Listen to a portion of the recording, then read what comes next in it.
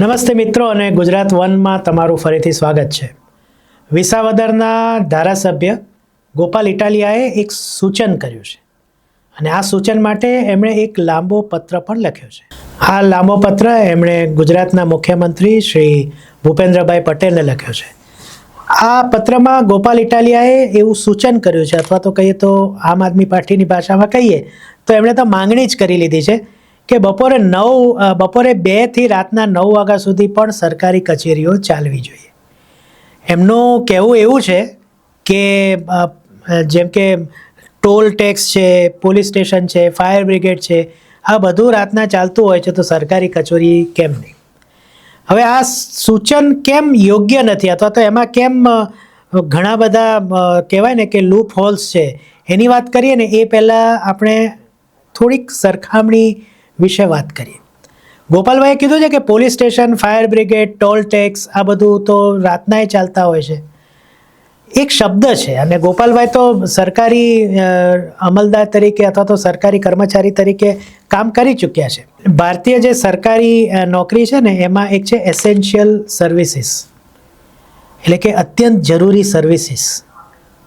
એમાં આ પોલીસ આવી જાય, હોસ્પિટલ આવી જાય, ટોલ ટેક્સ આવી જાય કે પછી ફાયર બ્રિગેડ આવી જાય, આ એસેન્શિયલ છે. આમાંનું એક પણ કામ 5 મિનિટ માટે પણ બંધ થઈ જાય તો કેટલી ખરાબ હાલત થાય, તમે જ વિચારો. હવે આવામાં જો આ બધી સર્વિસીસ આટલી બધી એસેન્શિયલ એટલે કે અતિશય જરૂરી ન હોત તો એના માટે ખાસ કાયદો એસેન્શિયલ સર્વિસીસ એક્ટ એ ન લાવવામાં આવ્યો હતો. આ કાયદા અનુસાર આ જે સર્વિસીસમાં કામ કરતા કર્મચારીઓ છે એ લોકો હડતાલ નથી પાડી શકતા, એ લોકો 1 મિનિટ માટે પણ પોતાનું કામ બંધ નથી કરી શકતા, અને જો કરે તો એમના વિરુદ્ધ કાયદેસર કાર્યવાહી થાય છે. તો આ મેઇન વસ્તુ છે. અને આપણે જોયું હતું કે કોવિડના કાળમાં પણ આ બધી સેવાઓ ચાલુ હતી, બંધ નહોતી, એટલે જ એનું મહત્ત્વ છે. હવે સરકારી કર્મચારી અથવા તો સરકારી કામકાજની વાત આવે તો પહેલાં તો એ બધા જ જે ખાતા છે એ એસેન્શિયલ ન ગણી શકાય, અને જે ખાતા છે એની અંડર એટલે કે પોલીસ છે, ફાયર બ્રિગેડ છે, આ બધું ગૃહ મંત્રાલયમાં આવે છે. એટલે ખાતાના પેટા ખાતા છે, આમાં કોઈ ફેરફાર થવાનો નથી. બીજું કે સરકારી જે કર્મચારીઓ છે એમને ઓલરેડી બીજો અને ચોથો શનિ રવિ રજા હોય છે. દેટ મીન્સ કે એમનું કામ એટલું બધું પણ જરૂરી નથી કે દરરોજ આવે અને કામ કરે. હા, સરકારી કચેરીઓમાં કામ પેન્ડિંગ રહે છે પણ એના કારણો બીજા છે. હવે ગોપાલભાઈનો જે મુદ્દો છે એમ કે છે, જે આપણે વાંચીએ છીએ કે જે લોકો આખો દિવસ નોકરી ધંધા ખેતીકામમાં જોડાયેલા હોય એ સાંજે નોકરી કર્યા પછી નિરાતે સરકારી કચેરી જઈને પોતાનું કામ કરી શકે એ માટે મામલતદાર, નગરપાલિકા, તાલુકા પંચાયત, વીજળી વિભાગ, મહાપાલિકા, વોર્ડ, ઝોન અને પ્રાંત કચેરીઓ, ગ્રામ કચેરીઓ 2 થી 9 વાગ્યા સુધી પણ ખુલ્લી હોવી જોઈએ. વાત સારી છે, સરળ લાગે એવી છે, સાચી લાગે એવી છે, પણ એનો કોઈ અર્થ નથી. અને આમ આદમી પાર્ટીનો તો આ રહ્યું છે કે એ એવા મુદ્દા ઉછાળે છે જે પહેલી નજરે લોકોને ગમી જાય, પણ પછી જ્યારે ઊંડાણથી અભ્યાસ કરે ને ત્યારે એમાં કશું માલ હોતો નથી. તો આપણે 1 by 1 5 મુદ્દાસર આનો આપણે એક જવાબ આપીએ. તો પહેલાં સિક્યોરિટી, લો, ઓર્ડર અને એ બધું. હવે આ બધી જે કર્મચારીઓની એટલે કે આ જે નગરપાલિકા છે ને ગ્રામ પંચાયત છે એ બધા એ લોકો ખાલી લોકોના કામકાજ જ નથી કરતા, એમના ત્યાં પૈસાનો પણ લેવડ દેવડ થાય છે. ખ્યાલ છે ને, તિજોરી હોય, કચોરી હોય, આ બધા. તો આ બધા માટે શું કાયમ માટે પોલીસોને ફરજમાં મૂકવાના હોય કે ભાઈ રાતના જો થશે તો ભાઈ કંઈ આડું થયું તો?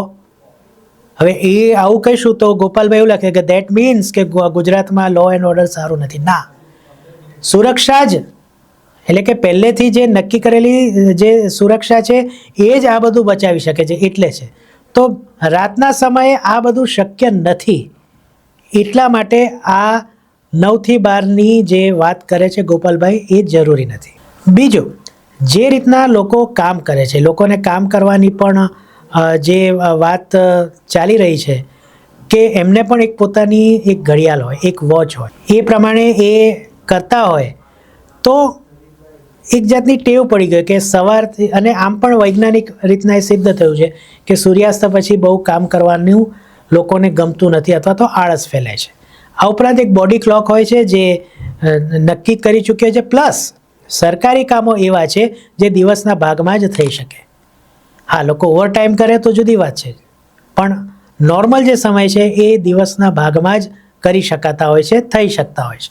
એટલે આ મુદ્દે પણ ગોપાલભાઈની વાત સાચી પડતી નથી. બપોર પછી એટલે સાંજ પછી એ લોકો એ કહે છે કે ભાઈ પોતાનું કામ પતાવીને, તો ભાઈ આ જે એમણે વાત કરી એમાં સરકારી કર્મચારીઓ પણ હશે, પ્રાઇવેટવાળા પણ હશે અને ધંધાદારીઓ પણ હશે.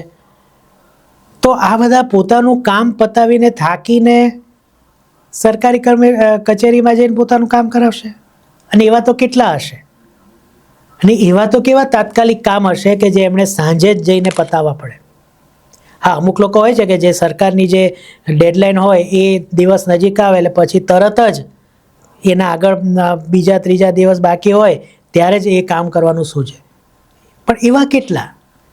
એના માટે ખાસ રાતના 9 વાગ્યા સુધી કરવાનું આ બધું, એટલે આ બાબત પણ પચતી નથી. આને કારણે એક વધારાની શિફ્ટ ઉમેરવાને કારણે વધારાના કર્મચારીઓ મૂકવા પડે, એના માટે એમને વધારાનો પગાર આપવો પડે, એના માટે ફરીથી બધી પ્રક્રિયા કરવી પડે. આજે સરકારી જે ગુજરાતની સરકારી કચેરીઓ છે એમાં તો એવી બૂમ છે કે સ્ટાફ બહુ ઓછો છે. તો પહેલાં જે અત્યારે ચાલી રહ્યું છે એને સ્ટાફ આપવાનો કે નવું ઊભું કરીને એને સ્ટાફ આપવાનો? અને જો એવું કરવામાં આવે તો પગારના પૈસા છેવટે તો ક્યાંથી જશે? મારા ને તમારા ખિસ્સામાંથી. તો પછી ટેક્સ વધશે તો એ આમ આદમી પાર્ટીને પાછું એક કારણ મળી જશે કે એનો વિરોધ કરે.